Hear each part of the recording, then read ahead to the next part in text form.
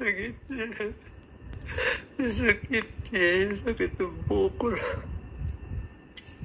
I check my WBC. Sabi niya, paano ka nabuhay? Her WBC is 0. If I do not put out this video, I will just die. The news will be, Doc Willie died one day. He did not tell his followers. He lied to his followers. I owe it to the Filipino people to be honest to them. I owe it. Mahal na mahal na mahal na mahal na mahal na mahal na mahal na mahal ko kayo po lahat.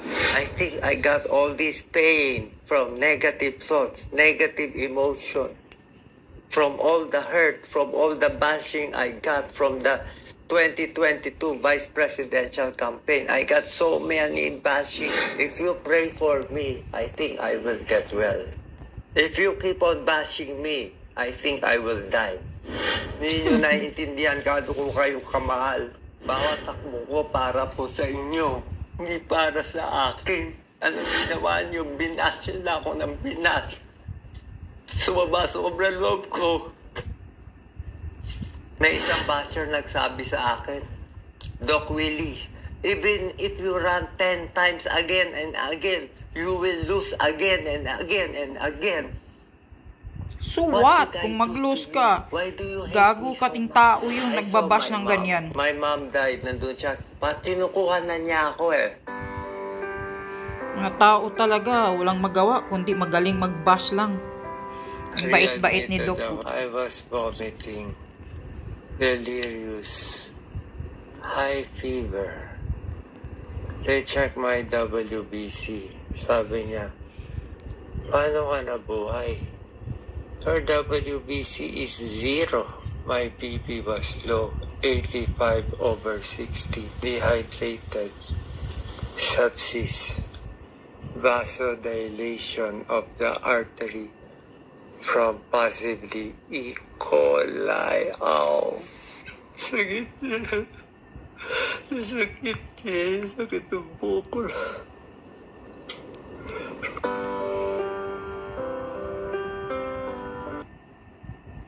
Kamusta po sa mahal kong followers? How are you? Update ko lang po kayo sa condition ko, ha? O, walang iyakan muna. Buhay pa naman ako. So, today, ginagawa ko tong video, September 11, 2024. What time is it? 11 a.m. 10 a.m. Okay, 10 a.m. Ito, parang may transformation po sa akin. Hindi ko alam. Alam niyo, gabi-gabi, parang may pumapasok na spirito dito. Hindi ko alam ano nangyayari. At meron ako mga nakikita, kukwento ko sa inyo. Sabi nga nila, yung mga may cancer patients, I have sarcoma. Para sa mga doktor, you can use me as your case study din, ha? Okay lang po, hindi ako magagalit. I will allow it. Use Doc Willie on case study. Ganito yan. My diagnosis is sarcoma. One of the most hardest cancer to treat. It is 16 centimeter by 12 centimeter by 13 centimeter hidden inside my abdomen. The cancer situated itself in a very tricky and devious manner. It started from the T10, T11 spine. It grew to 16 centimeters. This sarcoma, it is so destructive. It blocked half of my esophagus. See, it is hard to swallow.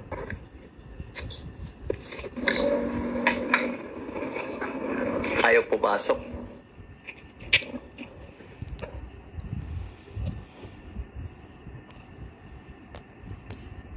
Bukod sa, hindi ko tinatawag na salbahe ang cancer, ha? Sinilak niya yung esophagus ko.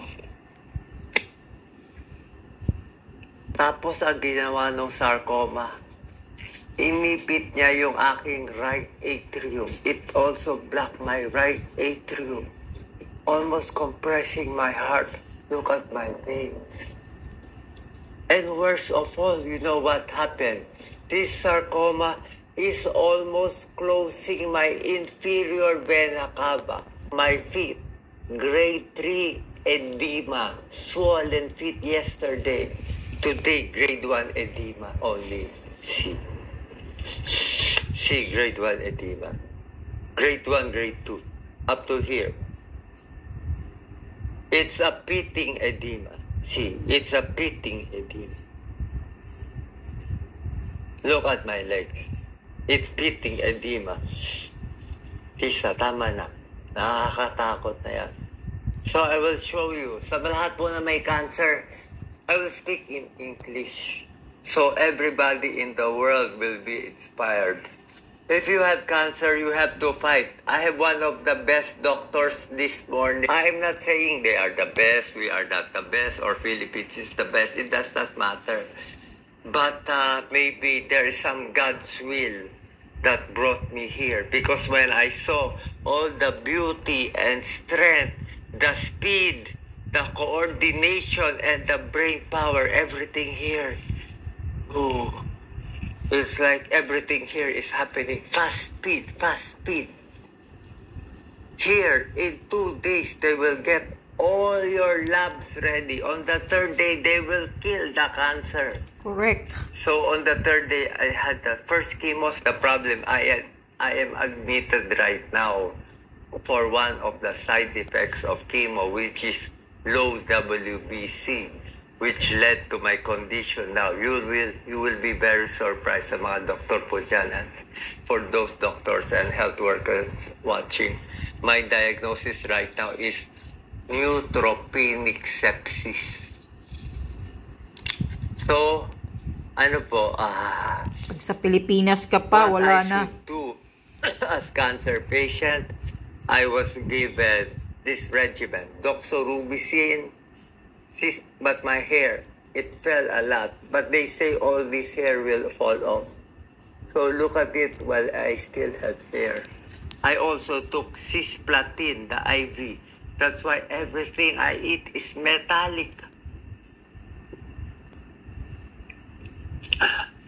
I have sores because chemotherapy, they say, is a poison. Correct. It kills the cancer cells, but it also will kill some of your healthy cells.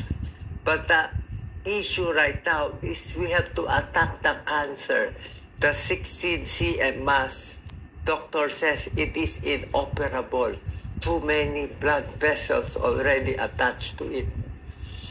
I thought last week I was dead already. In the Philippines, I do not know if I will live or I will die. Yeah. This Pilipinas is not ka, about useless. issue about country. Wala po. Parang God's will lang to. So, you judge, you bash, you do. Sa akin lang, ha. If you pray for me, I think I will get well. True. If you keep on bashing me, I think I will die. Don't listen those people bashing I you. got all this pain from negative thoughts, negative emotion, from all the hurt, from all the bashing I got from the 2022 vice presidential campaign. I got so many bashing. I just ran for vice president. What did I do wrong? I did not do anything wrong. I love Correct. every one of you. I'm doing this for the Philippines. Di ba may kasabihan tayo? Ang mamatay ng dahil sa'yo is the Filipino worth dying for. Gusto ko tumakbo, pero paano ka tatakbo? Sabi ng doktor ko, kaya hindi ka na makakahabol. You have no more time. I need 2 to 3 months before they say if I will live or I will die. I was close to death 2, 3, 4, 5 times. I was having visions of war already. They say I was delirious. They say I was insane. I had many mental exams. So ito po, this is what you do. You have cancer patient. You have to try and get the best doctor, get the best diagnosis wherever in the world, US, UK, wherever you go. Pag may pera, I'm just ashamed. You paano know why? yung Pilipino walang perang Because iba? I'm lucky to have some money and people supporting me. Correct. You That's know true. my medicines, how expensive? I'm taking meropenem carbapenems, one of the highest antibiotics. But our countrymen are very poor. Yes. They do not have health care. Yes. They are just dying there from the corruption of politicians. I'm sorry. Nakita nyo, why is my voice like this? Why is my voice like this? Wala na ako boses. Na-dry na ako. Paus na ako. The old Doc Willie is gone. The duwag Doc Willie is gone. This is the new Doc Willie. This is the matapang Doc Willie. Oh. Kaya pag sabihin nyo duwag at pagtok si Doc Willie, yun yung luma ha. Iba na to. Pasensya na po mga politiko. Masasagasaan ko na kayo ngayon. Anyway, ako, pagat ko dila ako, mali siguro sinabi mo to. Anyway, I'm dying. I don't care. I don't care. I will tell you the truth. Politicians are corrupt in the Philippines. Exactly true. 100%. Sorry po kaibigan ko kayo lahat. Pasensya na po. Nagkaka-vision ako kagabi. Very corrupt. I asked my doctor. Every night I dream. There is a black hand trying to attack me. You can say I am crazy. Okay lang. I do not have fear anymore. I don't care if you bash or like me anymore. I will tell you the truth.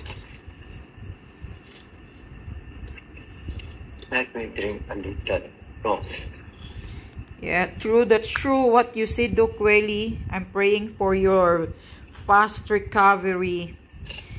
Philippines Sana politician and government are very corrupt. Very, very corrupt, especially under Marcos administration now. They taste like metal. This watermelon for you tastes ordinary, but for me, yeah, everything have no taste. That's true because of watermelon and dragon fruit of your for cancer. bowel movement.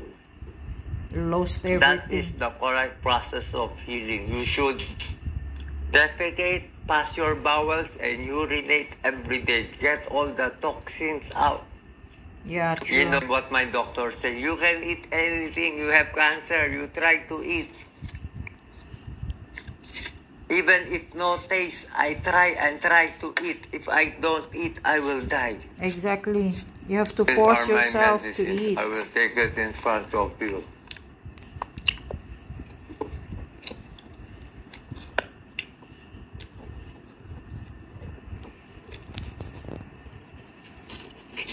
You have to force yourself to eat, Doc Willie.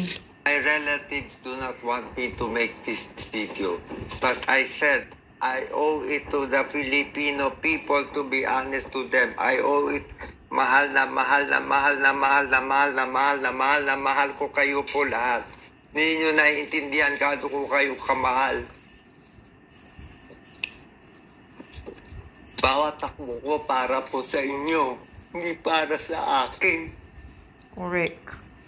Marami kasing masira Unang ulo. campaign ko, wala akong gastos kahit na pangalawa wala akong gastos, wala akong niloko, wala akong inaway. Anong ginawa niyo? Binash na ako ng binash. Sobrang loob ko. Filipinos should be more caring, more honest. That's why we have all these hardships. That's impossible for the Filipinos' attitude to be caring and honest, Doc Willie. Filipinos love and cherish each other. Pray to the Blessed Virgin Mary. Pray to Padre Pio. Pray to the Lord Jesus Christ. My whole body is tingling right now, Doc Lisa. Ito, ang kapal-kapal. It's like a spirit came here, all over here. I thought I had high blood pressure. Natatakot ako. So I got them to check my BP now. This is my BP. 115/74. My BP 3 days ago is only 85/50. That's my BP now. My 3 BP days is ago, 70 I was over. Oh vomiting, my God. shouting, delirious. Heart rate is always 118, temperature 36.8. Hindi po ako nagloloko. Hindi to bola-bola. Life and death to. Baka bukas patay na ako. Correct. If I live, I will live for you. I will live for every Juan de la Cruz. We need good people to run. Good people to run as senator, president, congressman, lahat. We should love the earth. No to mining. We should tax the correct people. Stop the corruption. Look, the Philippines is so rich. Exactly. Pero You nasa... politician, you bribe the people. Mm. You give them money to vote for you. You keep them stupid. Exactly. You want them stupid. Take this. Low phosphate po ako. Lactulose. Low phosphate. Spironolactone Lasix. Diaphragm lozenges for the throat. Ayoko ako lang gagaling. Naiiyak ako. I was crying because they had the best health care. Our Filipinos have no health care. This is the new Doc Willie. Sorry for those watching. I have to do this. This is my mission. Live or die, I will be true to myself. Exactly. The only reason to live is I love my daughter, Catherine. I want to live. I love Yen Yen. I love Jelly. I love Lisa. I love Ryan. I love Mark. I love all the nurses here. I also love all the politicians there. You are my friends. Di ba kaibigan tayo? Pero masakit sa akin na namamatay yung mahihirap natin. Everything I do for you. Ako na nga pinakamalinis na ginagawa. Minababoy niyo pa ako. May isang basher nagsabi sa akin, Doc Willie, even if you run 10 times again and again, you will lose again and again and again. What did I do to you? Why do you hate me so much? What did I do? Because... I never attacked Duterte. Correct. I never attacked PBM. I never attacked Larry. I never attacked Pico. I am nice to them. I interview them.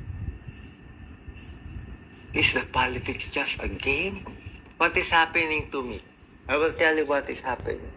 In the past few days, parang marami ako napapanikinipan kasi. I saw my mom who is died. My mom died. Nandun siya. Tinukuhan na niya ako eh. All my 60 years old, I serve Filipino people. Lahat ng charity, all my charity work in Salamat Doc, in Makabayan Doctor, in doing charity work in Pasay, Filipino Chinese for 25 years. We always give it to the Filipinos. We will talk medicine. They say I am crazy, but my serum ammonia is normal. Paano ba naramdaman ko ngayon, Lisa? Parang nanginginig ng buong katawan ko. So, anyway, I will decide if I put out this video or not. Pero this is how I feel. If I do not put out this video, I will just die. The news will be, Doc Willie died one day. He did not tell his followers. He lied to his followers.